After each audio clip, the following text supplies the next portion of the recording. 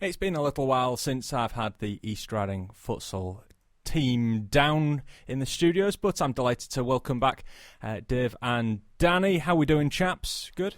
Good, thanks. Good. Yeah, great, thanks. Glad to have you back in. Still taking YouTube by storm, I take it? A little bit, yeah. It's going down well with the futsal community, and yeah, we're enjoying doing it our way. It's good, man, yeah. Good, I'm glad to hear it. Obviously, we reported over the last week or so that you guys made it to a final last Sunday. Congratulations. Thank you. Winning goal, of course, Danny. Yes.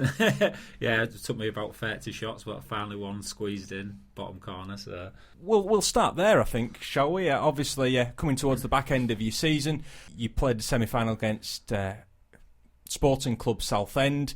I had to think about it then because they share a badge with Lisbon. yes, Sporting Lisbon. Yeah, Yeah, Sporting yeah. Lisbon. So, but a really tight game for you guys, first of all, and as you said, had plenty of shots, plenty of opportunities, and left it till late. From our point of view, we probably made hard work of it. Futsal won, especially first half. The futsal won brilliant.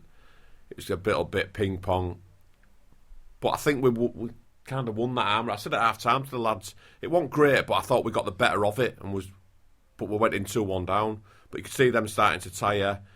We weren't taking our chances, but second half I thought we got it down a bit better. They're tired. They dropped off us.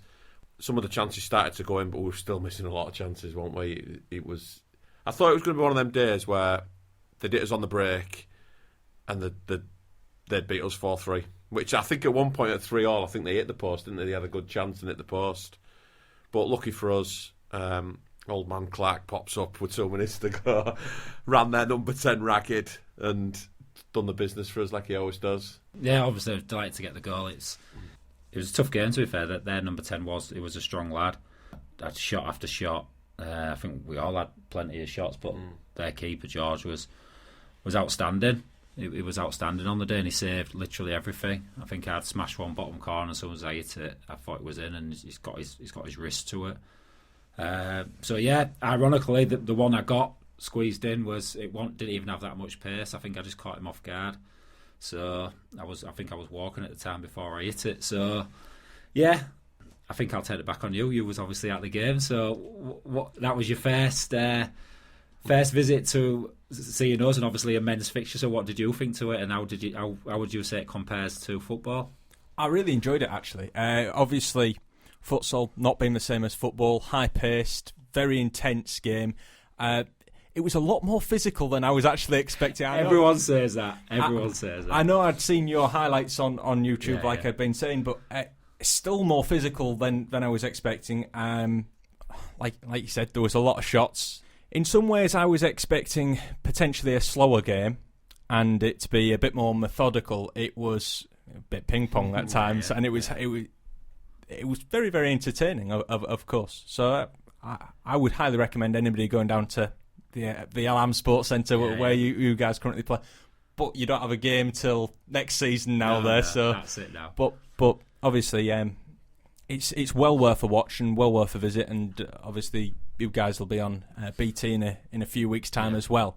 So yeah, brilliant stuff. I think that's what we've always said. It's a very entertaining sport, regardless of the level you're watching. I think the fact you're indoor, it's a bit like basketball and all the other indoor sports. There's something about being indoor and the number of attacks in that small space. Like I say, the physicality. There's something about it which I fell in love with. Obviously, coming towards the end of my football career, and I thrive off it. And like I say, I think watching it, we've got a few diehard fans now. When we've got a game, they're always there because they don't want to miss it.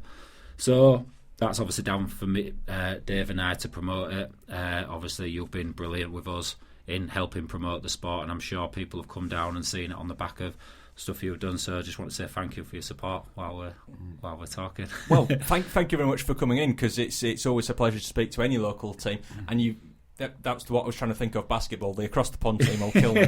Basketball is exactly right. It's very end to end and very back and forth. Sorry, I've completely lost my train of thought. It's all right. But I think people are surprised, because we get a lot of kids coming down to us saying he's a real tricky winger, he's got a load of tricks and he can do. But I don't think people realise that you don't do that many tricks. It's more about, can I pass this ball? Can I keep possession? But it's immensely physical. There's so many. If you can't stand up to like the likes of Danny and have a tussle with him 1-on-1, you're going to struggle. And it's not so much about, can I do all these tricks and skills? The best players in the world can, but I think that's it. The clips you see on maybe YouTube or TikTok or anything where it shows futsal highlights, it'll show you the best players doing something. The reason it's on there is because they're doing something which is probably out of the norm. So it's a very physical, high-paced game, but the best players, like the Messis and Ronaldinhos and all them lot that can do these tricks, they can do it because they're so good at everything else as well. There's not many who can, I'll just do a trick, because someone's just going to push them off the ball. So people sort of fall into the trap with futsal, thinking it is, yes, it will help you develop your skills, but at no point would we ever teach a kid to do tricks, because that's down to them. No. That's up to, if they want to do tricks, that's down to them. They can learn that themselves. If they can, it's a bonus for us, isn't it? Yeah. But I think, like I say, a lot of people just think it's, you turn up, it's quite a nice game, and they don't everyone thinks that you can't touch anyone in futsal, you can't go near them because it's a foul. But in reality, it's just not like that at all. You've got to be big, you've got to be strong, as you saw. Yeah. It was a really good matchup, actually. Danny against their number 10. Both similar sizes. His physique's really good. But I think he just ran out of steam where Dan just kept going and finally got the better of him. But the kids, when you watch the proper stuff like Spain and Brazil, it's just passing it. They pass it, they move it. They don't lose the ball. It's just really quick. And that's the problem. When you dribble it, or that the kids do, or try a fancy trick, the odds are these guys can defend that well, you'll lose it. So people tend not to. And when you lose possession, you do a lot more running against these teams. Absolutely. So our priority is always, can we keep possession? I think some of our trickier players can be our most frustrating, but at the same time, they're usually the ones to get us out of trouble when we need to unpick a lock as well. So you've got to get the balance right. But if you just had 4 tricky wingers who were slight and rainbow flick over people's heads, you're not going to get very far in this game. Well, when I mentioned futsal, when we first actually spoke to you guys and mentioned it to one of our regular listeners, said, "Oh, is it like the old street soccer sort of games?" Exactly. Yes and no, but obviously, having seen a game, it's definitely not. You guys have got a B team that are going towards 2 finals as well. Yeah. Which is going to be potentially 3 this season. Potentially 3. We've got 2 nailed on already. They're in the semi-finals of. You have to help me, Dan. What's it? So our second team, which is majority of our younger players, they've qualified for the National Futsal League trophy, which is sort of the second ranking tier. But for some of our 16, 17-year-old kids, that's brilliant. I think that one's at Bedford. They're also in the semi-final of the National Playoffs, which is again lower ranking teams, but that final's at St George's Park.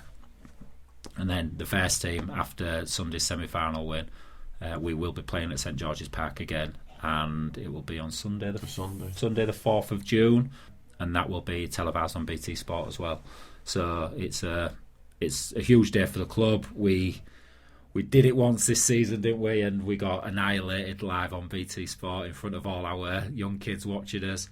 But we've learned from that, and we think we're in a lot better position to where we was, and hopefully we can put it right and can actually watch this game back. Well, a lot of people don't know. After the Derby game, we got beat on BT. There was a big.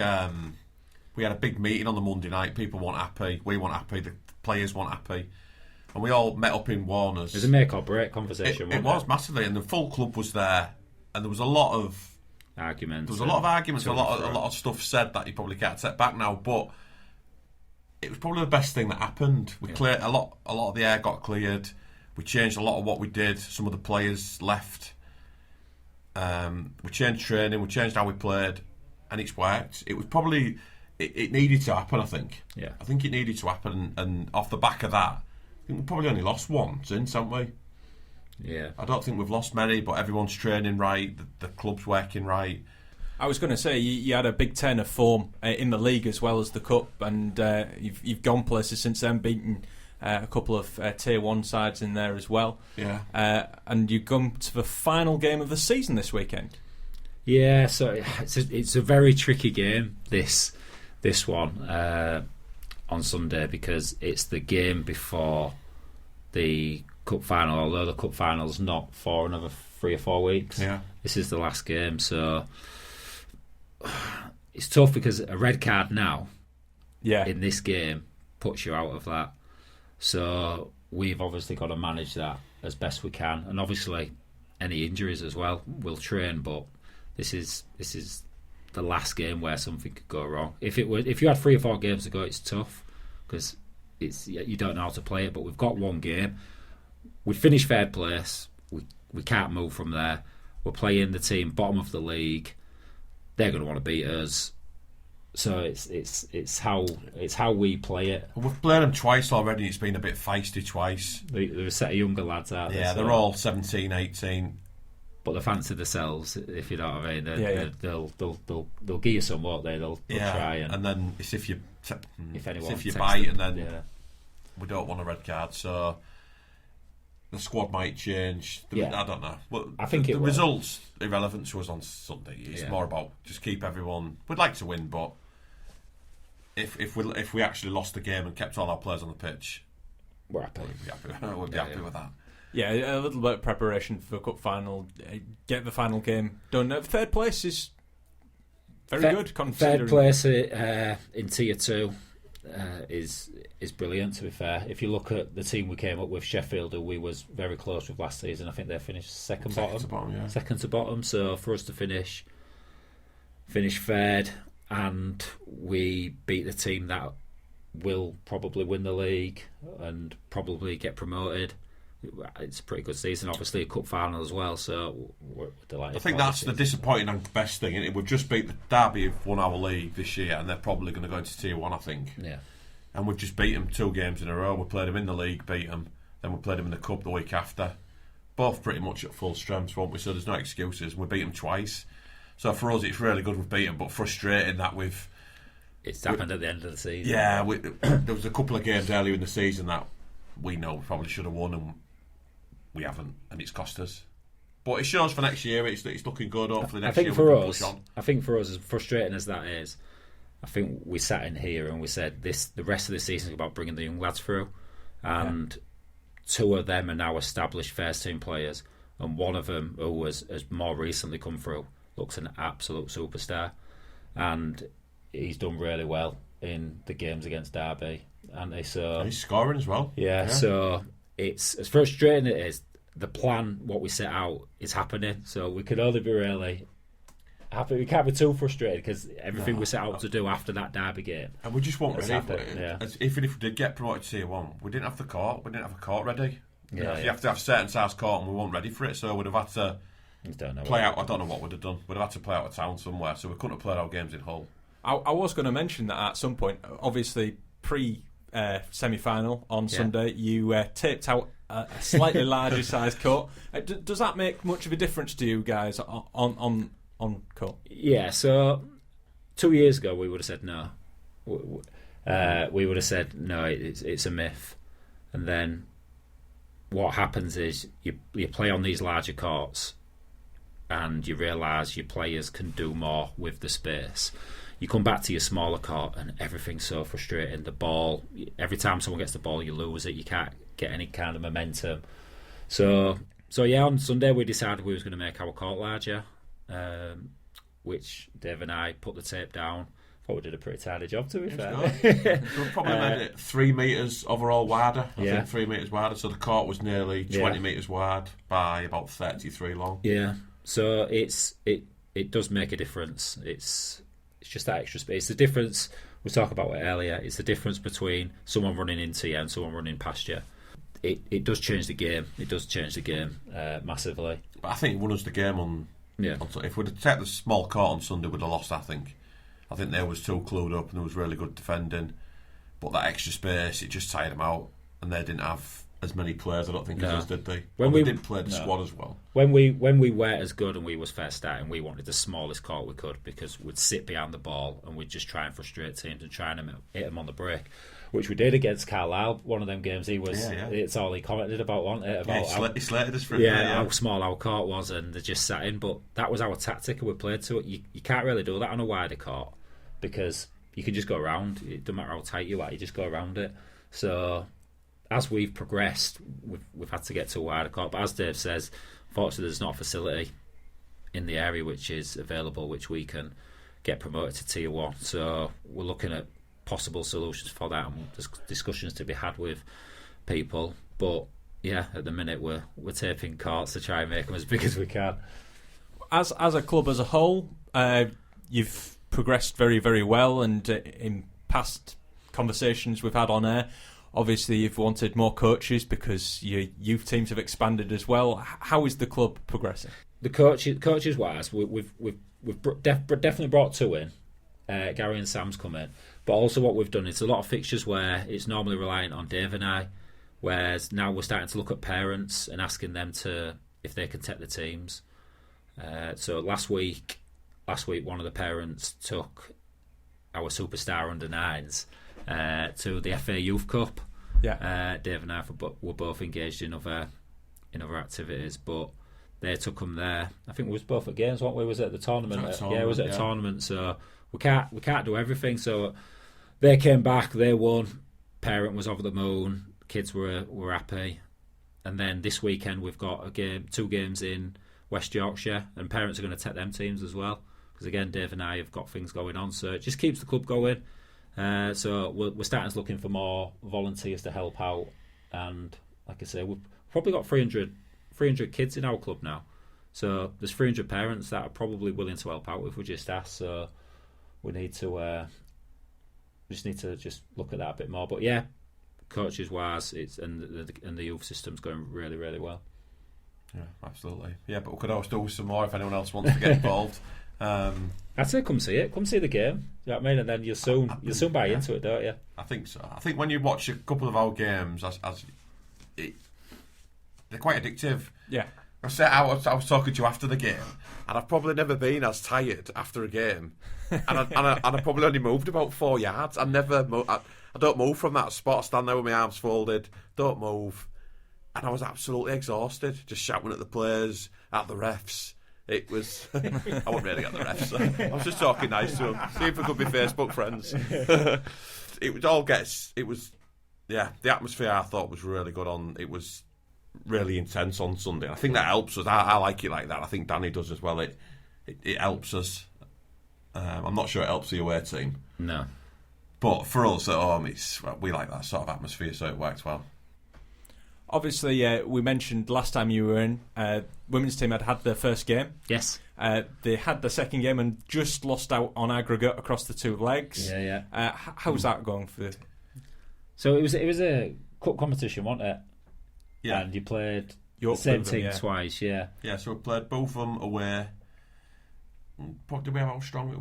We didn't quite have our strongest team out, and it was our first ever game, and they absolutely. Yeah. I think they kind of rushed us into it. We'd only had a couple of training sessions, and they was busting to play this game, and we rushed it in, and they spanked us 16-5, I think, something like that. To be fair, we had a lot of chances that were, again, story of our season, that we didn't convert, so it could have been a little bit closer, that one. But then on the home reverse, 2 weeks later, we got a little bit stronger team. I don't think they was quite as strong, and we won 11-3, so we totally nearly turned it round, but just didn't quite do it.